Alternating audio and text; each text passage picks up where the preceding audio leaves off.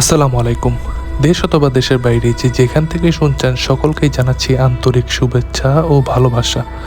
আশা করছি সকলেই ভালো আছেন ও সুস্থ আছেন।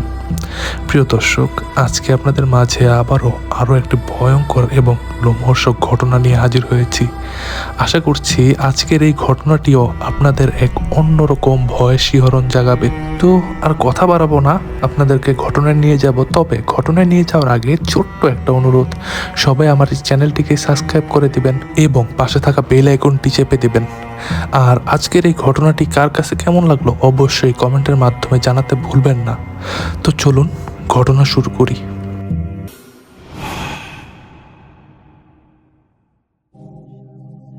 প্রিয় লিসেনার, এখন যার ঘটনাটি আপনাদের সাথে শেয়ার করব তার ঘটনা আমরা আগেও শেয়ার করেছি। ওনার নাম শুভ, ছদ্মনাম। সঙ্গত কারণে উনি ওনার আসল নাম শেয়ার করতে চাননি। ওনার বাড়ি মুন্সিগঞ্জ জেলার টঙ্গিবাড়ি উপজেলার কোনো একটি গ্রামে। আজকে উনি যে ঘটনাটি পাঠিয়েছেন, এই ঘটনাটি ওনার নিজেই প্রত্যক্ষ করা একটি ঘটনা। এই ঘটনাটি ঘটে শীতকালে। আমরা সবাই জানি শীতকাল মূলত বাংলাদেশে ডিসেম্বর মাসে শুরু হয়। তো যাই হোক, এমনই এক শীতকালের এক রাতে এই ঘটনাটি ঘটে। এই ঘটনাটি ঘটে মূলত মাছ ধরাকে কেন্দ্র করে। আপনাদেরকে আগেই বলেছি উনি ওনার নানুর বাড়িতে বড় হয়েছিলেন। আর ওনার নানুর বাড়িটি একটি বিলাঞ্চল। ওইদিকে ওনার নানুর বাড়ির আশেপাশে চারোদিকে ফসলি মাঠ।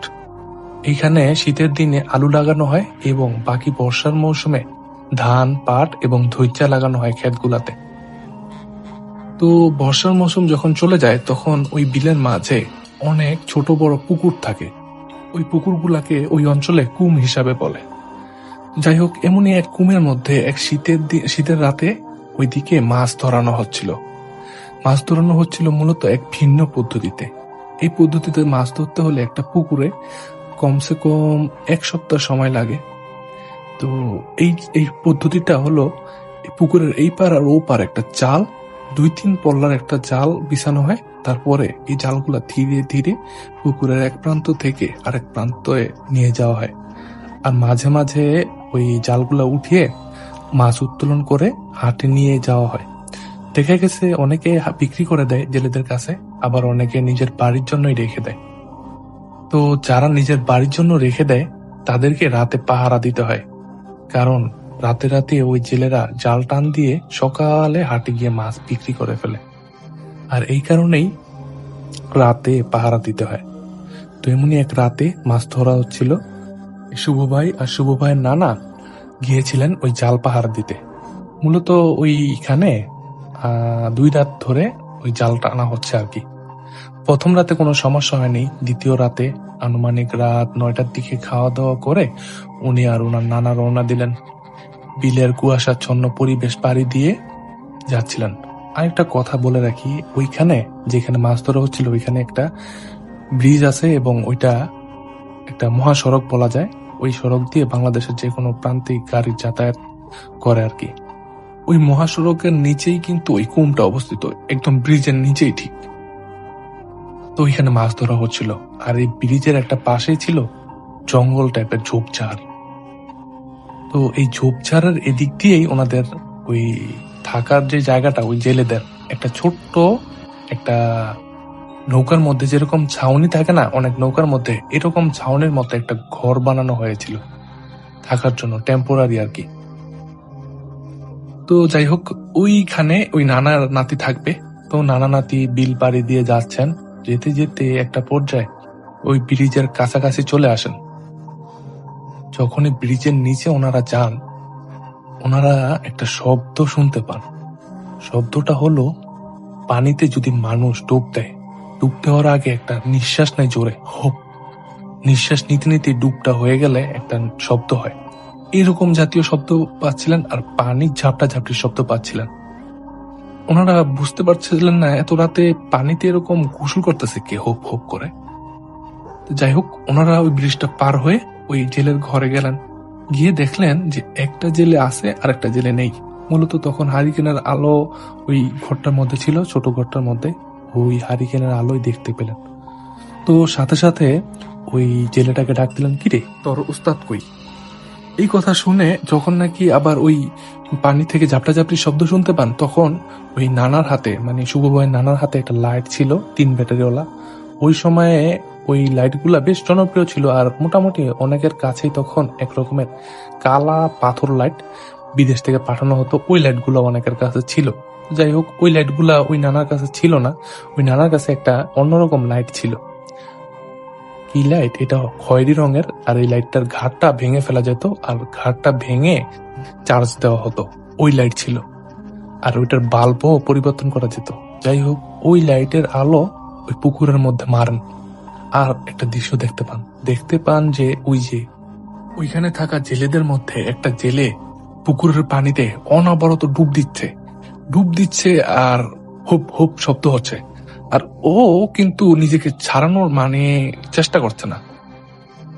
একদম একটা মনে হচ্ছে একটা ঘুমন্ত মানুষ যদি হাঁটাচলা করে, ওই মানুষটার একটা শারীরিক ভাবভঙ্গি কিরকম দেখা যাবে, ওই মানুষটার ভাবভঙ্গি এরকম দেখা গেছে। ওর শুধু মুখ দিয়ে আওয়াজ হচ্ছে, কিন্তু হাত দিয়ে ঝাপটি করছে না। আর ওনাকে ডুব দেওয়া হচ্ছে, মনে হচ্ছে কিছু একটা জিনিস জোর করে ওনাকে ডুব দেওয়া হচ্ছে। এই দৃশ্য দেখে ওই যে সাথে থাকা আরেকটা ছেলে, ও কি করে, ওই পুকুরের মধ্যে লাফ দিয়ে নেমে পড়ে সাঁতরে গিয়ে ওনাকে তুলে আনা হয়। মূলত উনি ওনার বুক ফুটিয়ে পানির কাছাকাছি চলে গিয়েছিলেন। এরকম একটা দূরত্বে উনি সাঁতরে গিয়ে ওনাকে টেনে তুলে আনার পর যখনই উনি ওনাকে স্পর্শ করেন, তখনই নাকি ওনার আর কোনো স্মৃতিশক্তি নাই, মানে উনি হয়তো তখনই বেহুশ হয়ে গেছেন। যাই হোক, অনেক কষ্টে ওনাকে পাড়ে তুলে নিয়ে আসলেন। পাড়ে নিয়ে আসার পর ওই রাতে ওনাকে সেবা সুস্থ করে বিশ্রাম নেওয়ার জন্য শুয়ে রাখা হয়। ওইখানে 2টা ঘর ছিল, আর একটা ঘরে জেলেরা থাকতো, আর একটা ঘরে ওই নানা নাতি থাকতো আর কি। তো নানা নাতি ওই ঘরে গিয়ে শুয়ে পড়লেন। কিছুক্ষণ পরে হঠাৎ চিল্লাচিল্লির শব্দ পেয়ে নানা নাতি ওই ঘরে গিয়ে দেখেন যে জেলেটা পানিতে চুবানি খাচ্ছিল, ওই জেলেটাকে আরেকটা জেলে টেনে ধরে রাখার চেষ্টা করছেন, আর ওই জেলেটা কিছুতেই ওইখানে থাকতে চাচ্ছেন না। উনি তো অকথ্য ভাষায় ওনাকে গালাগালি করছে, আর ওনাকে ঝাপটি করছে ছুটে যাওয়ার জন্য। তখন গিয়ে ওই নানা নাতি ওনাকে শক্ত করে ধরে, খুব কষ্টে ওনাকে শান্ত করানো হয়। শান্ত হয় না, মূলত উনি উল্টাপাল্টা গালিগালাজ করতে থাকেন, উল্টাপাল্টা কথা বলতে থাকেন, যে বলে, ছাড় আমারে ছাড়, পরে আজকে মাইরা ফেলাম, কত বড় সাহস, তুই আমার শরীরে পেশাব করে, পরে আজকে আমি শেষ করে দেব। এই কথা বলতে থাকে ওই জেলেটা। একটা পর্যায়ে এরকম করতে করতে কি হয়, এরকম তার কতক্ষণ সহ্য করা যায়। পাশেই ওই জেলেদের ওইখানে যে সড়কটা, এই সড়কের পাশে একটা বাজার ছিল, ছোট্টখাটো চায়ের দোকান, আবার ওইখানে একটা মসজিদও ছিল। তো ওই মসজিদের ইমাম সাহেবের কাছে ওনাকে নিয়ে যাওয়া হয় ওই রাতেই। মসজিদের ইমাম সাহেব ওনাকে দেখেই বুঝে ফেলে যে এটা কোনো স্বাভাবিক বিষয় না। তো ইমাম সাহেব মূলত ওনার জানা কিছু দোয়া দুরুদ হয়তো পাঠ করছিলেন। দোয়া দুরুদ পাঠ করে ওনাকে ঝাড়ফুঁক করলেন এবং কিছু পানি পড়া দিলেন। এরপরে গিয়ে ওনার অবস্থা স্বাভাবিক হয়। যখন স্বাভাবিক হয়, তখন আর ওই রাতে ওনাকে কোনো কিছু জিজ্ঞেস করা হয় নাই। ওই রাতে গিয়ে সবাই ঘুমায় পড়েন। পরের দিন সকালবেলা যখন ওনার ঘুম ভাঙে, সবাই জিজ্ঞেস করে যে কি হয়েছিল, তোর এই অবস্থা হইলো কেন রাতে? ওই লোকটা তখন বলে যে, আরে দাদা, আমি ওইখানে ওই যে ঝোপঝাড় থাকে ব্রিজের গোড়ায়, ওই জায়গায় উনি গেছিলেন প্রকৃতির ডাকে হালকা হতে। আর তখনই যখন উনি হালকা হওয়ার জন্য বসছেন, তখনই ওনার আর কোনো কিছু খেয়াল নাই। আল্লাহর কি রহম, ওই সময় আবার ওই জিনটা যেটা ওনাকে নিয়ে পানিতে চুবানি দিচ্ছিলেন, তখনই এই শুভ ভাই আর ওনার নানা বাড়ি থেকে খাওয়া দাওয়া শেষ করে ওইখানে আসছিলেন, আর এসেই দেখতে পান ওনাকে পানিতে চুবানো হচ্ছে। আর এরপরের ঘটনা এই সমস্ত বিস্তারিত ওনার মুখ থেকে শুনলেন। তো এটাই ছিল মূলত ঘটনা। এই শুভ ভাই বলছেন যে এরপরে আর ওই জেলেটার সাথে কিছু ঘটছে নাকি এটা জানে নাই, কারণ ওইখানে মাছ ধরা হয়ে গেছিল 3 দিনের মধ্যে। যেহেতু ওই পুকুরটা অনেক বড়, কিন্তু ওই পুকুরটার ভাগ ছিল 3 ভাগ, এগুলো আলাদা আলাদা ভাবে ধরা হতো। তো এই কারণে তাড়াতাড়ি মাছ ধরাটা শেষ হয়ে যায় গেছে। মূলত 1 সপ্তাহের মতো লাগে, কিন্তু ওই পুকুরটা একটু ছোট হওয়ার কারণে 3 দিনের মধ্যেই শেষ হয়ে যায়।